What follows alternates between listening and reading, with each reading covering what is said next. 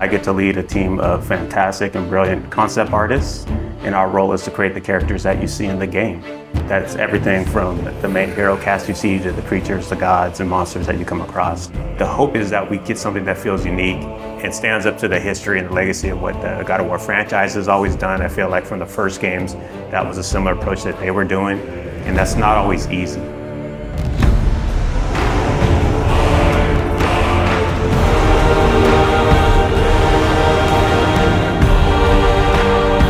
My name is Raf Grassetti. I'm the art director for God of War Ragnarök.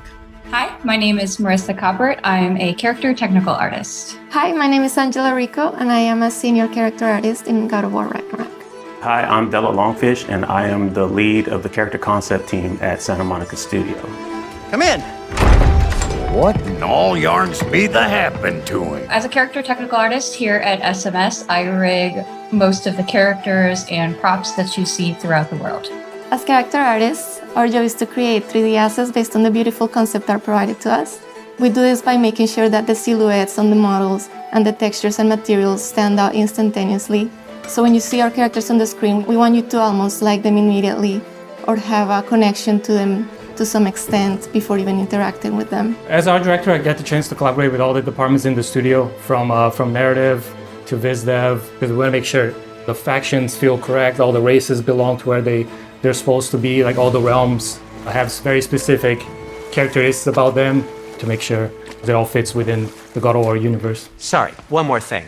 Although, these are gifts I'm giving to you, so I shouldn't be sorry and you should be thankful. Anyways, here, please be careful.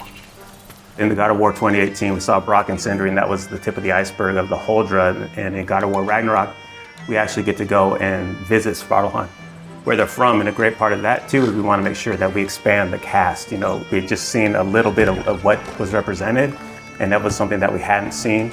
Svartalfheim is a beautiful place. There's a lot of different biomes. You go from wetlands to mountain springs, and took a lot of inspiration from hot springs, from the minerals that you find, a lot of colorful minerals, a lot of resources. So the dwarves being the races that they are, we knew we wanted to play on that as well. So you see their influence on Svartalfheim on every corner.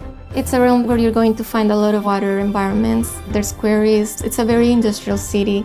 It's very organized, and you can see all the dwarves putting all the work into creating this great city where they live in. Knowing that they're blacksmiths, that was kind of reflected within their clothing. And you see that within the houses and every inch. We want to make sure that both the environments and characters had a cohesiveness that felt like every inch of it felt like it went together and was designed specifically by them.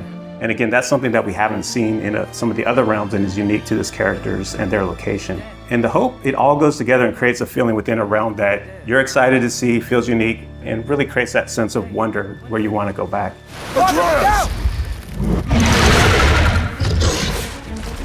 When designing a character to match the geography around it, first it's definitely dictated by the viz dev team and the narrative team and the story team. They make sure the character is designed for features that fit in with what they need.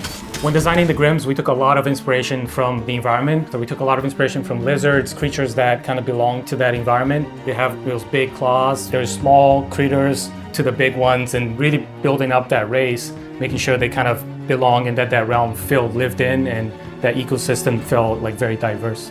Making sure that it feels natural and believable is a big part that goes into the design elements. So our artist, Stephen Oakley, pulled a lot from the environment concepts that Luke Berliner and his team were doing and put a lot of those into actually the skin texture, even the bulk and volumes that you see in the characters. So it really does feel like not only do they belong in there, but you're able to see them and they stand out for the combat experiences with the character. Character design is all about storytelling. In the example of Durling, his design was really tailored to convey his own personality. He's a bookkeeper from Svartalfheim, and because his job demands, he's very organized, he's very rigid, and he's a very play-by-the-rules kind of guy. But then in contrast, you have his friend.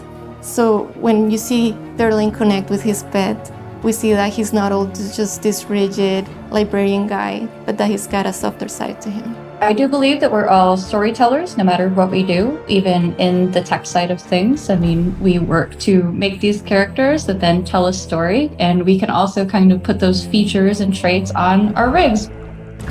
The prophecies say Fimbulwinter leads to Ragnarok. War is coming. Svartalfheim, the dwarves, working with different races from different realms, so definitely seeing Ragnarok and the impact of that into the realm, it puts them into this position that's very interesting to see which side they take and things that they're building. So as you go through the level, you find out a lot more about this race and the political situation that is happening while Ragnarok and Fimbulwinter is taking place. Hey, dwarves! Oh. They're, running away. One thing that our hope is with the cast of characters within every realm is not that it's just enemies there to kill you. We want to feel believable and that there's a wide world out there, but we want to kind of plant these seeds within any cast of the realm that there's more outside of what you're playing, and we want the fans to feel like they can go back and really visit those areas and want to go explore. If the geysers and smell here are worse because of Fimbulwinter, maybe the earthquakes are too? Aye. Going into Svartalfheim, I'm really excited for players to experience all the new races that lived in that realm, how they play very different from anything we had before. There's wildlife, it's something that kind of goes unnoticed, but we took a lot of effort to make the realm feel believable. So there's a lot in Svartalfheim, a lot to explore. I'm really excited for Svartalfheim. It is a gorgeous realm. After looking through some of the cinematics and playing some of the cinematics and playing through some of the puzzles, I'm so excited how water plays such a big feature in that realm, and that is so cool. I'm most excited for fans to finally get to see how the dwarves live. Brock and Sindri were fan favorites in the last game, so I think that all the work that we've put into Svartalfheim is going to make all the other dwarves shine just as bright as the brothers did. The best part I have is turning on the YouTube and seeing all these call-outs and all the attention to detail that the fans pick up on. That's one thing that we keep in mind when we're designing characters, to make sure we do right by the fans. And knowing that all the work we put in will be seen and appreciated, that's not always the case, but our fans just get every little nook and cranny on that.